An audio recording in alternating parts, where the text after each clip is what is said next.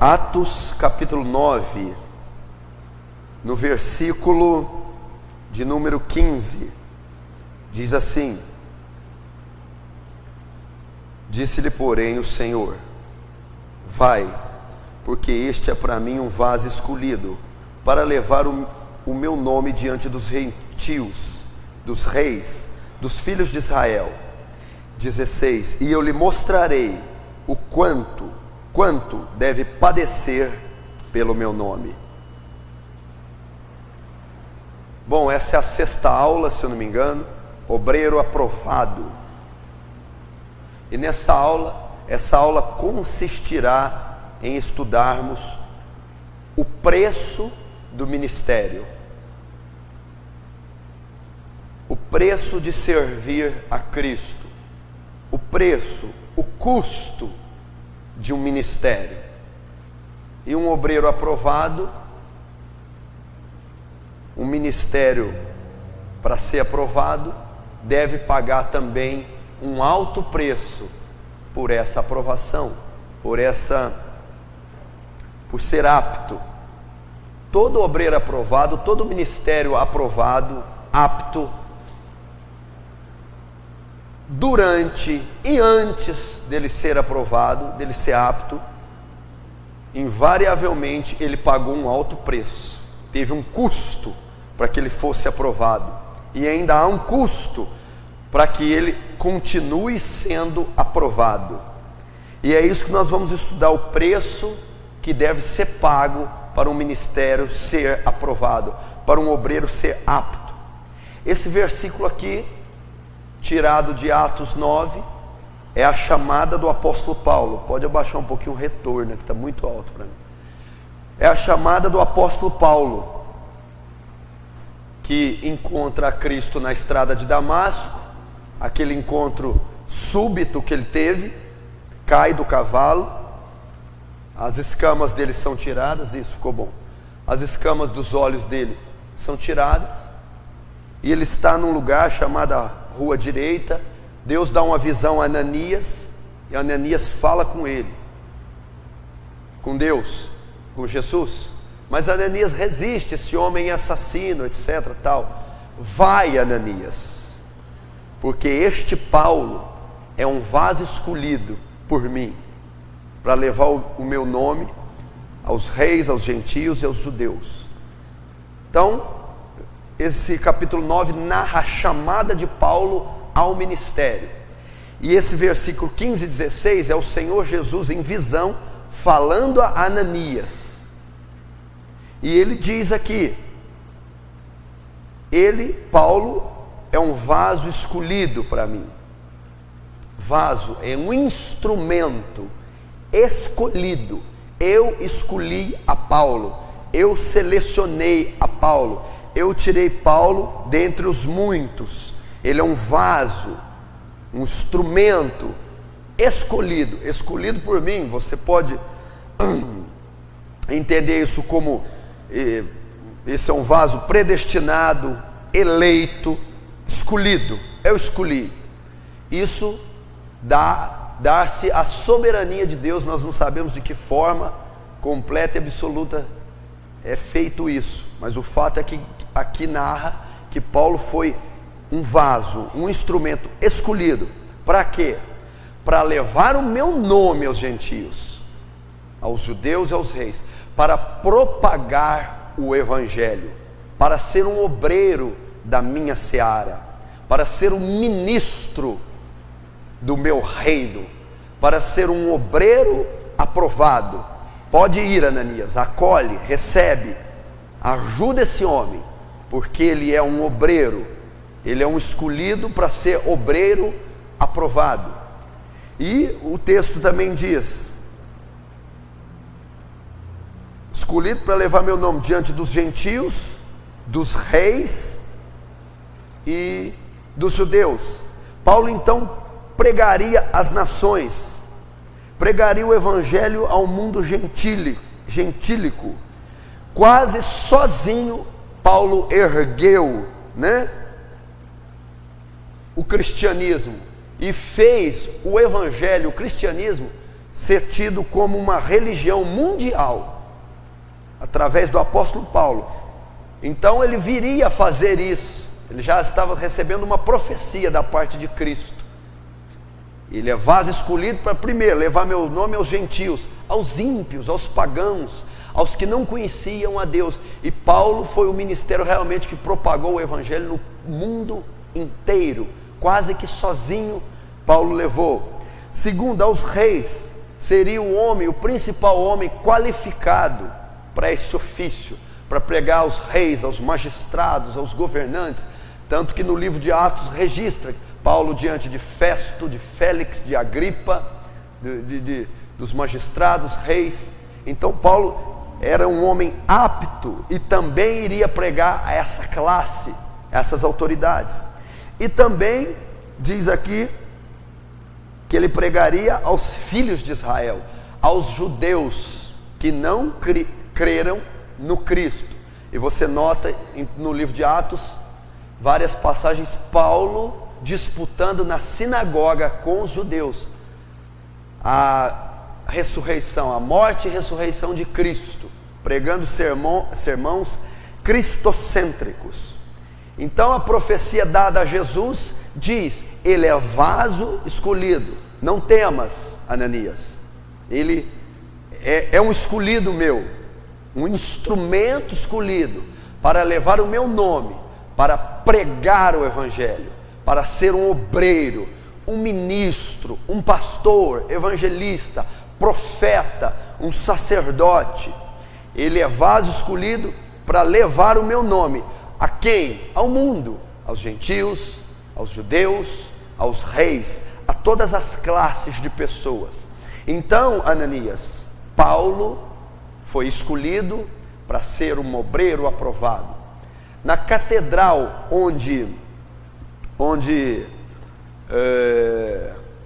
em Roma, onde ergueram ela em cima supostamente do túmulo do apóstolo Paulo, está escrito em latim, vas, eu escrevi aqui, vas electionis, vaso eleito. Então é uma honra para qualquer obreiro ser chamado de vaso eleito, escolhido. E essa catedral em Roma, até hoje, creio eu, tem essas escritas em latim, em homenagem a Paulo, feita sobre o seu túmulo. E no versículo diz a condição do obreiro aprovado, Paulo. Diz assim, a condição para servir. 16, mas eu lhe mostrarei o quanto deverá padecer pelo meu nome. Eu lhe mostrarei o custo dessa eleição. Eu mostrarei o preço que ele deverá pagar por ter sido escolhido. E eu lhe mostrarei o quanto deve padecer pelo meu nome. O quanto o ministério lhe exigirá. O quanto a chamada dele lhe custará. E dali em diante, você que conhece a história de Paulo, viu e vê até hoje estudando, quanto preço Paulo pagou para ser o obreiro que foi. Quanto sofrimento, dor, renúncia ele pagou. E é baseado nessa passagem, nesse texto, que a aula será formada, a aula convergirá nesse tema, o preço a ser pago pelo ministério. O preço, o custo que o ministério vai nos exigir. Um ministério de peso não existe sem preço pago. Um ministério aprovado não acontece sem preço pago. Um ministério de êxito não existe sem um preço pago, sem um custo pago. E foi isso que ele preveu para o apóstolo Paulo. Foi isso que ele prenunciou. Olha, Paulo, você foi escolhido, ok, foi eleito, teve uma chamada, irá levar meu nome, propagar o Evangelho de inúmeras formas, com os inúmeros ministérios que tem a igreja, evangelista, pastor, mestre, apóstolo, profeta. Tem o ministério do louvor, da música, do aconselhamento, do apacentamento, do discipulado, enfim, as inúmeras funções da igreja, e todos são qualificados, são nomeados como obreiros, do presidente, do fundador, ao simples ajudante na igreja. Todos são obreiros. E a aula consiste em ser obreiro aprovado. Todo obreiro tem que ser aprovado, está apto para servir. E um obreiro aprovado, para que seja aprovado, deve pagar um preço, deve ter um custo. Então, da mesma forma de Paulo, você foi eleito, foi escolhido para ser um obreiro. Deus já chamou você de alguma forma, ou está chamando. Deus já disse a você, direto ou indiretamente: essa irmã, esse jovem, esse homem, é para mim um vaso escolhido, é para mim um instrumento, é para mim um obreiro. Ele vai servir, e ele levará meu nome, de alguma forma, pela característica que o ministério dele possui. Ele vai anunciar o Evangelho, seja na pregação no púlpito, nas ruas, no louvor, no aconselhamento. Ele já foi chamado, eleito, e ele levará o meu nome aos judeus, aos gentios, aos reis. De alguma forma, de alguma maneira, eles vão me servir. Então você já foi chamado, já executa, está executando, vai executar uma função, assim como Paulo. Só que aí depois Jesus termina dizendo: só que esse ministério, para que ele seja aprovado, Paulo, ou o seu ministério, a sua chamada, para que seja aprovada, para que tenha êxito, terá um custo. Eu mostrarei a ele o quanto ele vai ter que padecer pelo meu nome, ou eu lhe mostrarei o preço que ele terá que pagar para anunciar meu Evangelho, o custo que será para que ele seja um obreiro aprovado. Então é isso, todo ministério aprovado tem um custo. E vamos então para o primeiro passo, o primeiro item, a primeira coisa que vai nos custar um ministério aprovado. Pode anotar aí: perseguições e aflições.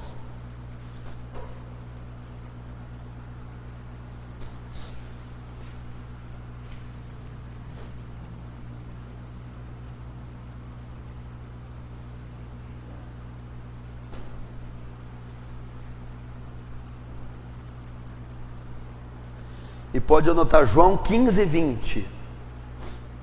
Perseguições. Jesus já nos advertiu em João 15, 20. Olhe para cá. Se perseguiram a mim, perseguirão a vós. É o que está nesse texto de João 15. Então a marca de um cristão, escute, Jesus já profetizou, Jesus já advertiu, já instruiu, a semelhança de mim, o maior ministério que já pisou nessa terra, a semelhança de mim, o ministério de maior êxito, perseguirão a vós, porque a mim me perseguiram. A vida de um obreiro será marcada por perseguições, haverá perseguições, e o próprio Jesus, antes da fundação da igreja, já advertiu: a vida de vocês, se for vivida piamente, se for um ministério de êxito, vai haver perseguições. Mateus 5,10, sempre que eu citar uma referência, for anotar, anote bem rápido. Mateus 5,10 diz assim: bem-aventurados sois vós, quando vos perseguirem, caluniarem, injuriarem, e mentindo disserem todo mal contra vós. Exultai e alegrai, porque grande é o vosso galardão nos céus, pois assim perseguiram os profetas que eram antes de vós. Jesus estava dizendo assim, pois assim perseguiram os profetas que eram antes de vós. É comum nos ministérios, desde antes de vós, a perseguição. E se perseguiram aqueles profetas dos primeiros, de Moisés até então, perseguirão também a vós. Profeta, ministério, obreiro, tem a incumbência de anunciar a mensagem, redarguir, exortar, ensinar, consolar, apacentar, cuidar. E ele disse, marca de um ministério, perseguição. Meu irmão, deixa eu dizer uma coisa para você. Se você quer ser um grande homem de Deus, prepare-se para ser perseguido. Se você quer ser um ministério de êxito, a marca é a perseguição. Aí vai um parênteses. Se a sua vida cristã, se o seu ministério não sofre oposição, não é e não pode ser um ministério aprovado. O que está acontecendo nesses últimos dias é uma coisa antibíblica, uma passividade ministerial que eu nunca vi.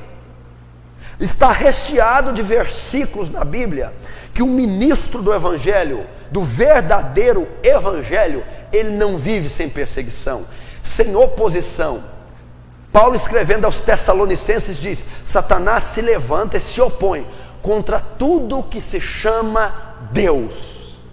Se não está tendo oposição no colégio onde você estuda, no emprego que você trabalha, se não há oposição no meio da sua família ímpia, se não há oposição pela sociedade, se não há oposição até pelos falsos irmãos e falsos cristãos e falsas igrejas, seu ministério não é aprovado. Se as suas perseguições são a dívida que você não paga, a criança que chora, se a sua perseguição é o trabalho, se a sua perseguição é natural e humana, não é aprovado. Se o demônio olhar para você, conheço Paulo, sei quem é Jesus, e você, quem é? O Jesus diz assim: você é tão fraco que eu nem te conheço, eu nem te persigo. Quem que é você? Então a perseguição para o cristão não é um ponto negativo, é um ponto positivo. Então, se você é íntegro, reto, almeja, anseia para um ministério poderoso, influente, primeiro, eu quero te dar uma palavra: aguarde, virão perseguições contra você. Jesus disse: antes de vós já perseguiam os ministérios antigos, e se perseguiam, perseguirão a vós. Depois ele diverte em João 15: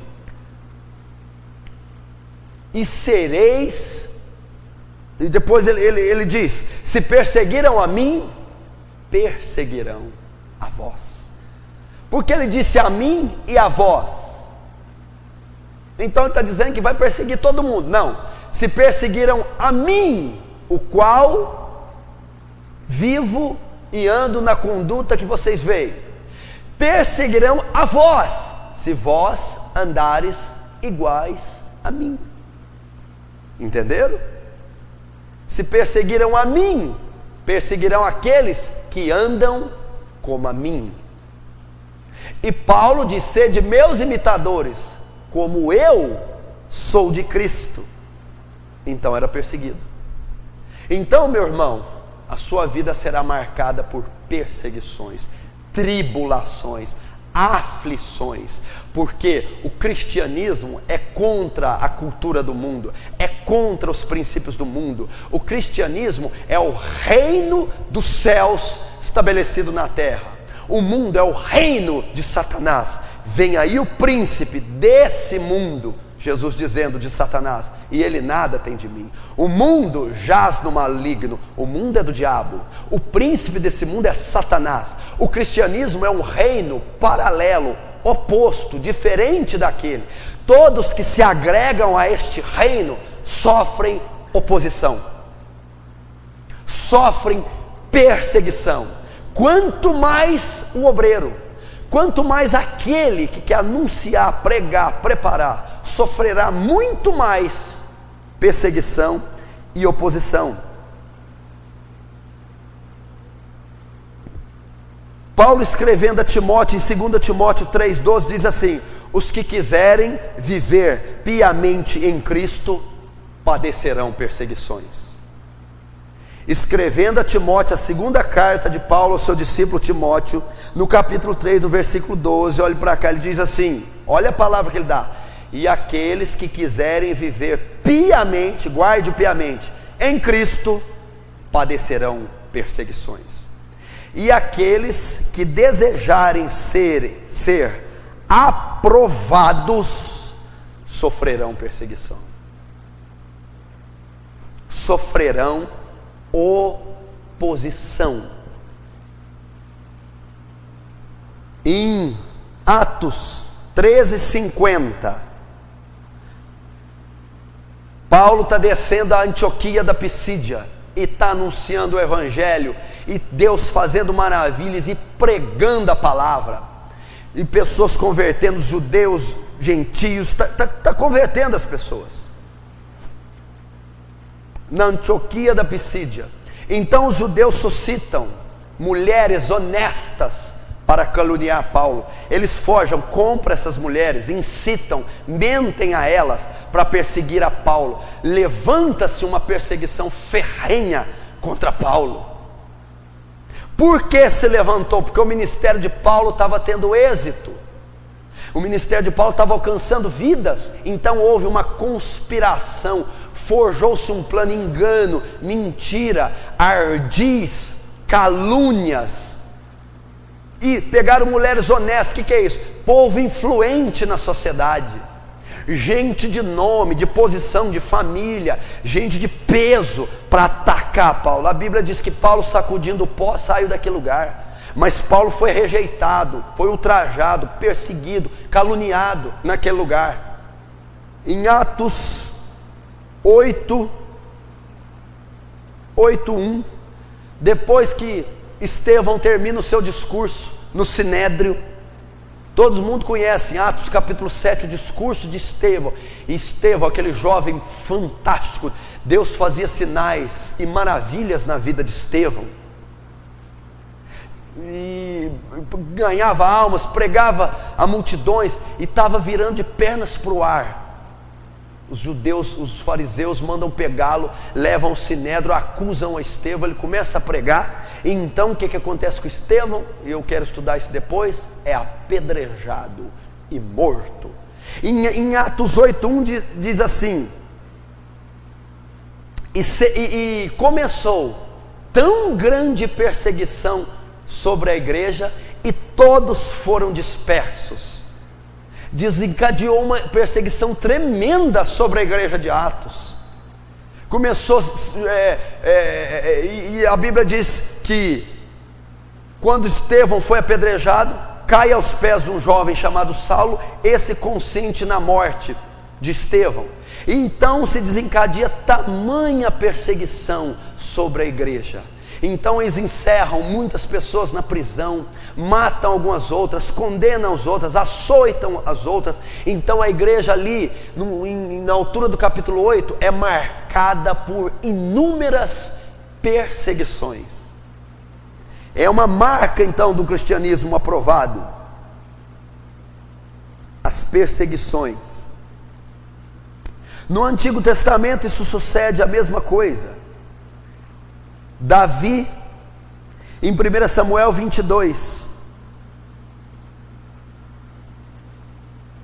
quando Davi, ali nessa altura, já era conhecido pelas suas vitórias, Saul enciumado, porque uma família protegeu a Davi, e na altura do caminho, capítulo 22, começa então a perseguição implacável de Saul sobre Davi. Porque Davi era um homem segundo o coração de Deus.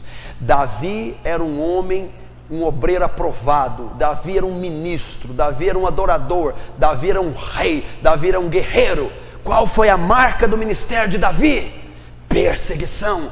Ele fugiu para o deserto. Ajuntou-se um grupo chamado os Valentes de Davi. Depois fez uma aliança com um certo povo e ficou na cidade de Ziclag, sendo fugitivo e perseguido de Saul, marca dele. Moisés em Números 12, porque tomou uma mulher cuxita ou cucita, como diz de uma outra forma. Araão, Miriam começam a ter inveja e vão perseguir, acusar. E não era nem moralmente, nem legalmente errado Moisés possuir aquela mulher. Porém, por causa da inveja, da comunhão que Moisés tinha com Deus, eles perseguiram, forjaram uma cilada para derrubar Moisés. Está em Números capítulo 12, você pode ler. E Deus vem, defende a Moisés e lança lepra sobre Miriam. Era comum também na vida de Moisés, na vida de Jeremias, Jeremias 37, 38, conspirações, calúnias, mentiras. Jeremias é preso no calabouço, está lá em Jeremias 37, 38. Lucas capítulo 6,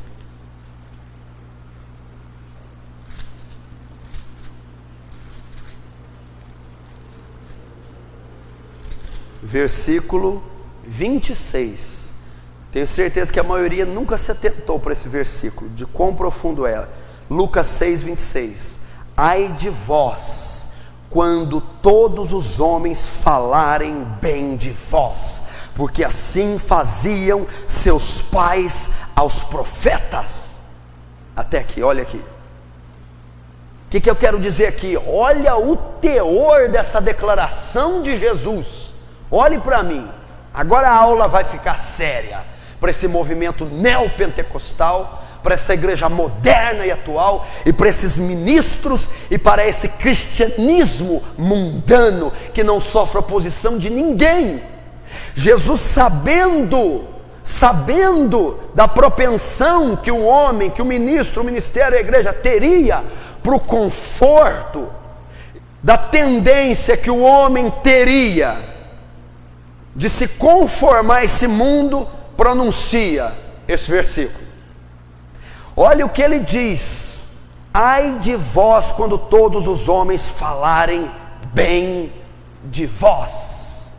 Ele está dizendo assim: ai de você se o seu ministério não tiver perseguição.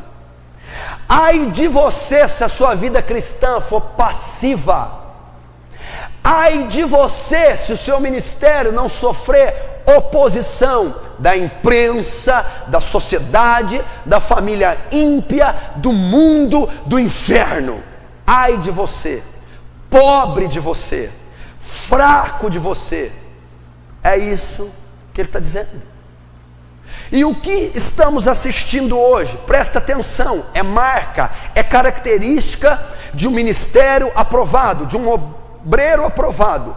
A característica, o preço pago. Há um preço para ser pago, há um custo para o ministério ser aprovado, e um dos preços é ser perseguido. Sem ser perseguido, eu não sou aprovado. Sem ser perseguido, meu ministério não tem êxito. É marca, é característica, está em toda a palavra. E o que acontece hoje? Ai de vós quando os homens falarem bem de vós. Hoje os políticos estão falando bem dos evangélicos.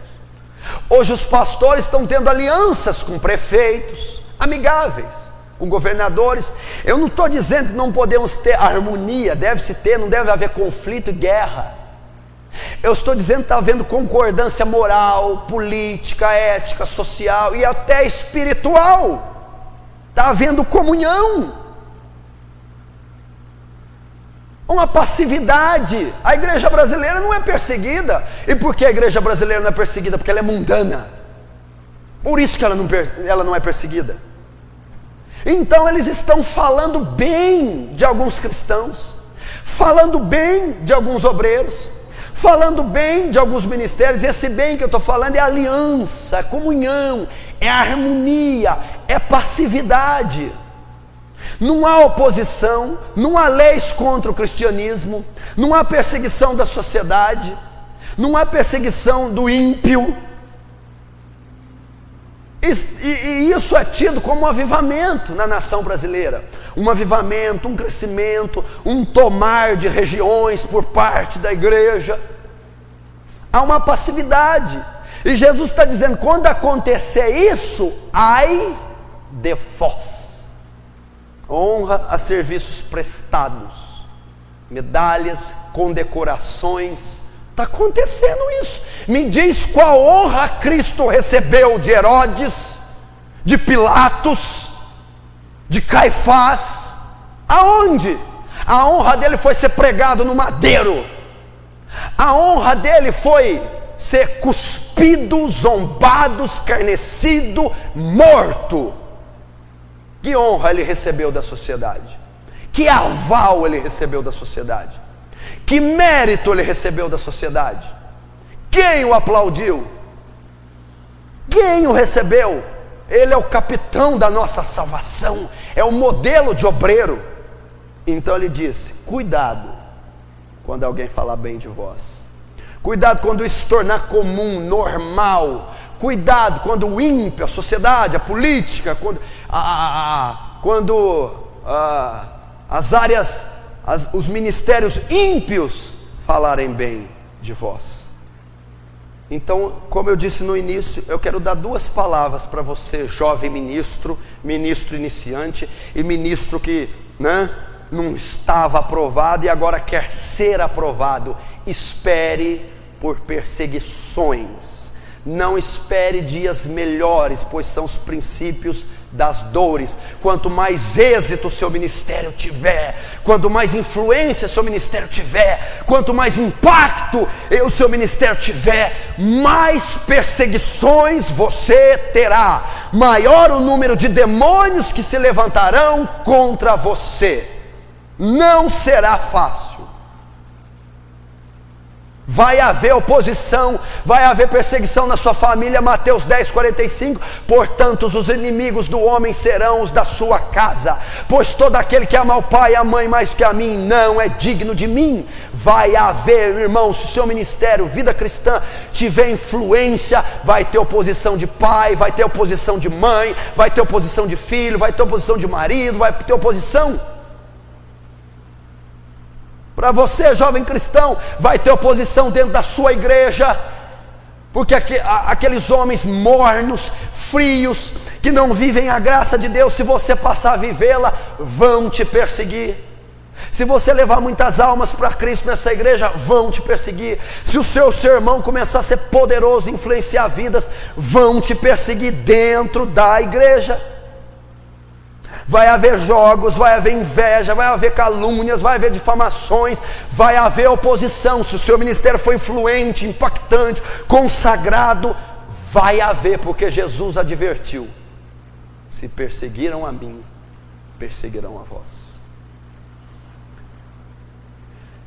Primeira, essa palavra. Segundo, você que já exerce, você que já é cristão há algum tempo, por que a sua vida não tem perseguições? Você deveria ficar preocupado depois dessa declaração de Jesus. Ai de vós, quando por algum período vocês não tiverem perseguições. Ai de vós se a vida de vocês forem passivas.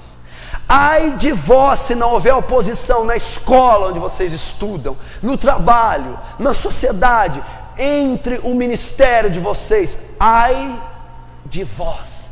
E o que eu noto é essa passividade hoje. Pessoas das cristãs normais, ovelhas, aos inúmeros e as inúmeras classes de ministérios, não tem perseguição, não tem oposição. É uma vida tranquila. Comemos, dormimos, trabalhamos e congregamos. Não ocorre nada, nem um pneu de moto fura. Não acontece nada. Não tem o nosso patrão, eles adoram nós. Eles nos adoram. Não há uma oposição, não há uma perseguição, não há aflição, não há nada. E por que não há? Desculpe eu te dizer. Jesus, Paulo eu conheço, Jesus sei quem é. E vós, quem sois? A perseguição só se desencadeia, só se manifesta quando a minha vida cristã pessoal e ministerial tem influência no mundo espiritual. Foi o que o demônio afirmou. Vocês nem perseguidos não são. Não conheço vocês. Vocês não têm expressão no mundo espiritual. A vida de vocês é fraca. A vida de vocês é carnal. Não tem problema nenhum. E isso aqui deve te preocupar, porque Jesus disse para se preocupar. Jesus perseguiu os profetas antes de mim, vão perseguir a vós. Jesus disse, já vos adverto, se perseguirão a mim, perseguirão a vós. Jesus disse, de todos sereis odiados por causa do meu nome. E Jesus ainda disse, tem que acontecer tudo isso para ser correto. E se acontecer o contrário, ai de vós. Isso aqui deve mexer com você. Isso aqui deve tirar seu sono, deve te perturbar. Porque se for para ter um ministério burocrático, politicamente correto, formal, teórico, político, irmão, entregue teu bastão. Devolva o bordão a Eliseu. Como quando Geazi pegou o bordão, vai lá e põe no menino que levanta. Geazi foi lá e não levantou. Por quê? Porque o poder não estava no bordão, estava em quem carregava o bordão. Não era Eliseu que estava com o bordão, era Geazi. Geazi não tinha influência, era um ministério fraco, era um homem fraco. Então foi Eliseu e orou. E aquela pessoa ressuscitou. Quantos aqui estão com os bordões de Eliseu, mas não são Eliseus? O bordão significa o ministério do louvor, o bordão significa o óleo sobre a cabeça do pastor, o bordão significa o ministério do obreiro, o diaconato, o bordão significa o título. Porém, vocês não têm, alguns não têm a unção de Eliseu, o reconhecimento. E é isso que está faltando. Eu estou vendo a nossa vida, mas que vida miserável que é essa? Que é isso? Eu estava orando esses dias, disse, Senhor, me dá uma vida intensa, não me deixa parado, me leva às almas, ao aconselhamento, aos púlpitos, ao discipulado, ao jejum, à oração, traz intriga, traz contenda, traz perseguições, mas não me deixa parado, Deus. Não adianta você olhar para mim e dizer, isso aí está me trazendo mais desânimo que ânimo. Tudo bem, deu fora. Não é assim que se faz a obra. Timóteo, apresenta-te como obreiro aprovado. É aprovado. Se você não quer ser um obreiro bíblico, tem tantos outros fragmentos para você seguir, que não é bíblico. Pode seguir. Não tem dor, não tem renúncia, não tem nada. Mas vai haver fama, popularidade, status, reconhecimento, dinheiro, tudo quanto é coisa. Só que você não terá aprovação no mundo espiritual, não servirá o capitão da nossa salvação a Cristo, e muito menos poderá ser chamado de um obreiro aprovado. Segunda característica de um ministério aprovado. Segunda característica do ministério que paga preço. Segunda coisa que vai ser exigida: solidão. Pode escrever: solidão. Aprenda a estar só. Todo ministério aprovado todo homem de Deus, todo obreiro de Deus, ele tem que aprender a conviver com o silêncio. Ele não vai poder contar com muitas pessoas porque ele vai ser rejeitado. Ele não vai ter muitos amigos porque eles não professarão sua mesma fé ou ideias. Por causa da perseguição e da oposição que vai se levantar contra ele, pelo ministério dele ser influente, essa oposição muitas vezes será daqueles que estão à sua volta, e aqueles que estavam à sua volta, que eram seus aliados, passarão ou ser seus inimigos ou te deixarem. Paulo escrevendo a Timóteo em 2 Timóteo 4,16, 2 TM 4,16, ele diz assim: no meu primeiro julgamento, ninguém assistiu em minha defesa. Quando Paulo foi julgado na cidade de Roma, ele esperava que pelo menos alguns cristãos de Roma, aos quais ele ganhou, formou, pregou, viessem defendê-lo no seu primeiro julgamento. E ele diz assim: no meu primeiro julgamento, ninguém veio me assistir em minha defesa. Outro versículo diz assim: Demas, Paulo dizendo, me abandonou amando o século presente. E houve uma contenda tão grande entre Paulo e Barnabé que eles se separaram. Paulo, apesar de ter discípulos e ter formado pessoas, era comum no ministério dele estar só. Também está escrito em Atos 28:15.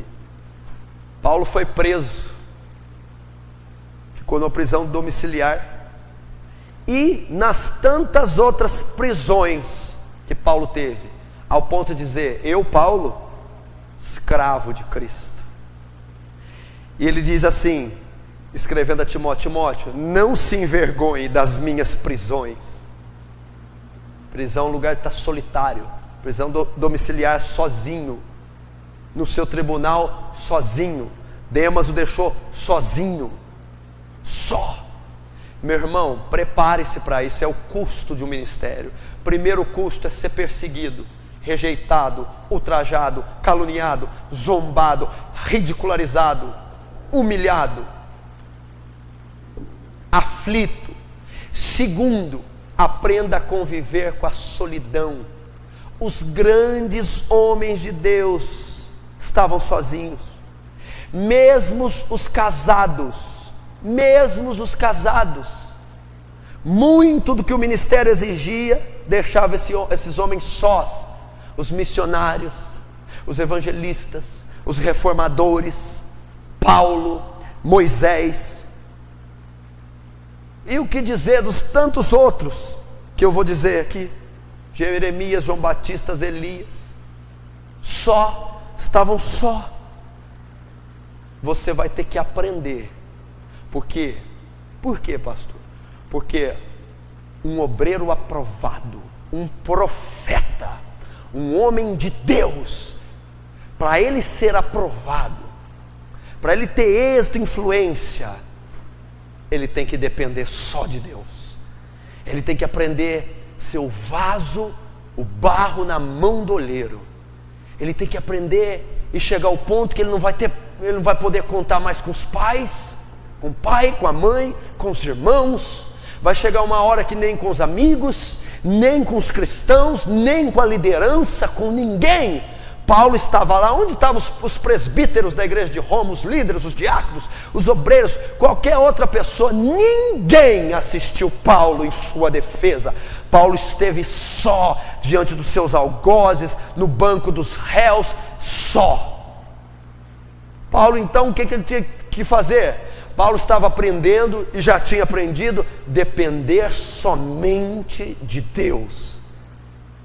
É o custo de um ministério, é o custo de ser um homem de Deus.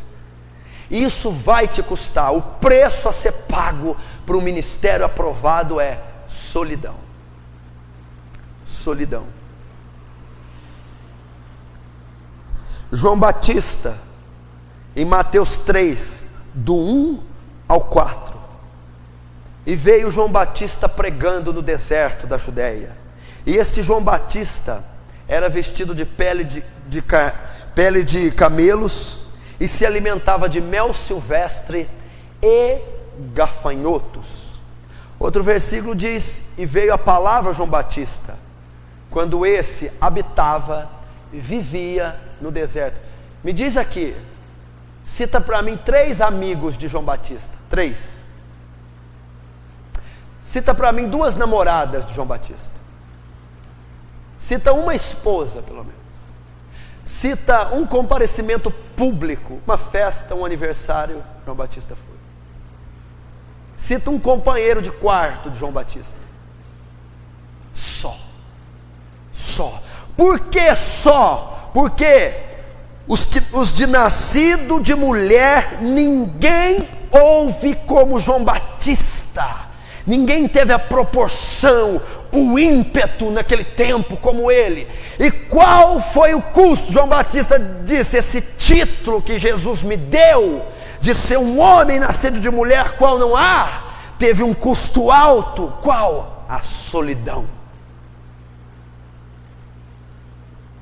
Sozinho. Eu não estou dizendo o tempo todo 100%, porque eu não sei se Deus vai dar esse privilégio a você de ser um João Batista. Eu acho que não. Senão você nunca teria ninguém. Mas eu digo que um bom período do nosso aprendizado, da nossa formação, quando Deus decide amassar o barro, formar o vaso, você não vai contar com ninguém. Não vai contar, não espere família, não espere pessoas, não espere pastores. É só você e Deus. É o preço. É o preço. Então ele não tinha esses títulos. Ele não tinha, aliás, essas pessoas. Ele não tinha pessoas, ele não tinha amigos. Você imagina qual é a vida desse homem? Comendo mel, gafanhotos, com vestimenta de pele de camelo, morando num deserto. O silêncio de Deus com o homem, de Malaquias a Cristo, sem Deus enviar profeta, 400 anos, 430. Depois Deus decide anunciar a palavra e decide enviar um profeta. Esse profeta é um profeta que já havia sido profetizado a respeito dele em Isaías: voz do que clama no deserto, preparai o caminho do Senhor. Ele ia preparar: eis que envio o meu anjo diante de mim para preparar o meu caminho. Ele ia ser o profeta que ia quebrar o silêncio de 400 anos de Deus. Um profeta que tinha uma profecia ao seu respeito, voz do que clama no deserto. Um homem que iria simplesmente anunciar o advento da chegada do Messias. Eu não sou o Cristo, eu batizo com água para arrependimento dos pecados, mas vem aquele que é maior do que a mim, ao qual não sou digno de desatar as alparcas. Ele vos batizará com o Espírito Santo e com fogo. Um homem para ter essa envergadura, essa coisa espetacular, e teve uma morte extraordinária, decapitado por Salomé, a filha da mulher de Herodes. Teve o seu preço. De tantos outros, solidão. Você está entendendo, meu irmão, que não existe homem de Deus de proveta, não existe homem de Deus de laboratório como os que estão sendo formados aí? Instrui numa escola dominical, leva um seminário que hoje é 2 anos, dê a ele um curso de oratória, entregue-lhe a ele um cargo, uma igreja e um ministério. É isso que se vê. Não há marcas, não há bagagem, não há preço pago, então não há influência no mundo espiritual, na sociedade e nos corações decaídos dos pecadores. Não pode haver assim, não pode ser assim com vocês. Elias, 1 Reis 17, 18, pode anotar a referência. Primeiro R,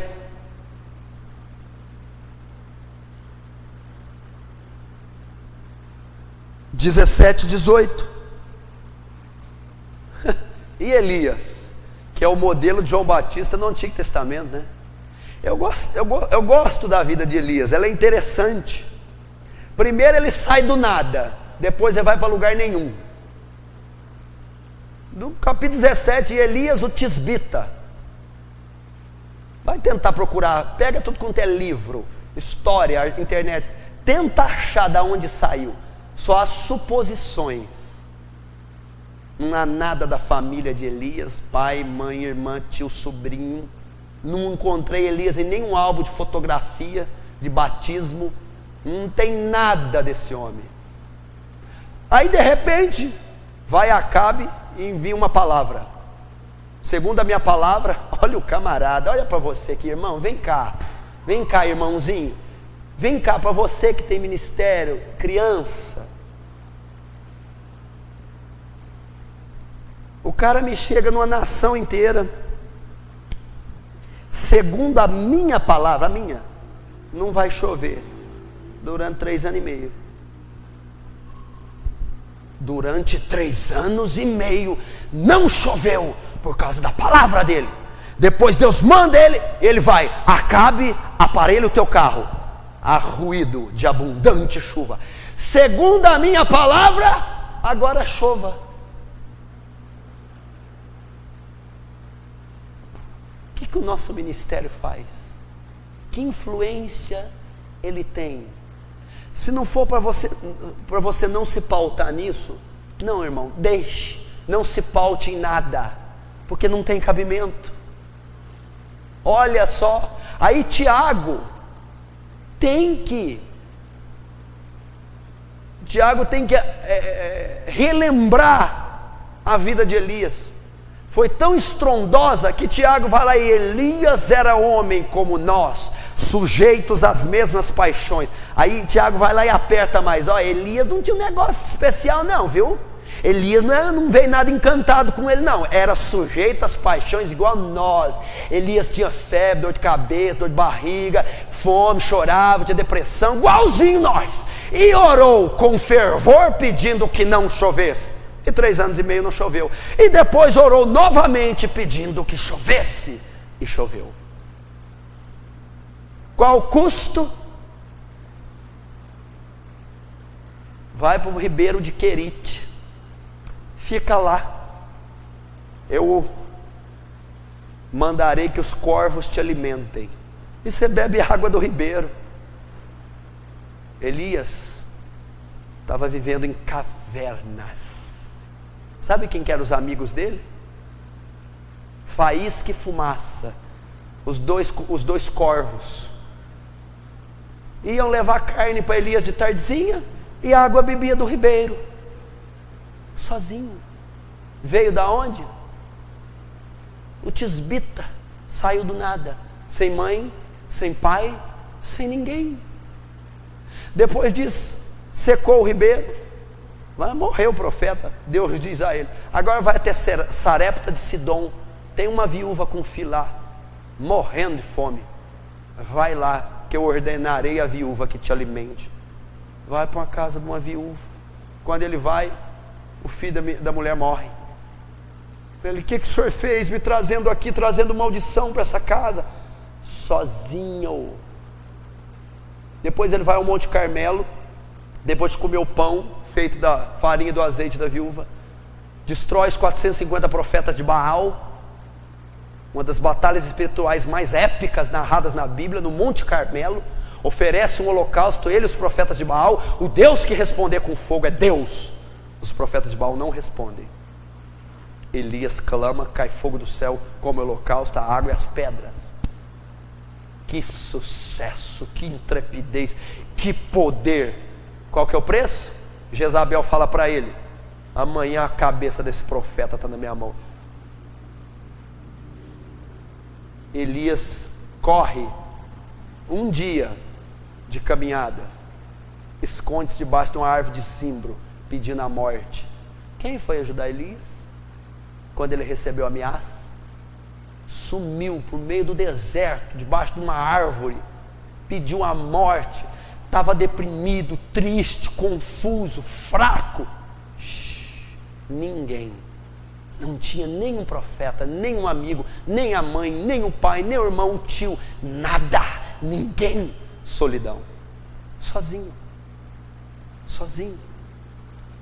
Marca, característica de um obreiro aprovado: preço a ser pago, custo. Qual custo? Solidão. Está sozinho. Muitas vezes vai acontecer. José, Gênesis 37, versículo 24 e versículo 28. Deus dá a ele um prenúncio que ele tem um ministério. Você vai governar sobre seus pais e seus irmãos. Só que vai ter um preço, José. Vai ser jogado na cova, depois no calabouço, vendido pelos midianitas. Gênesis 37, 24, 28.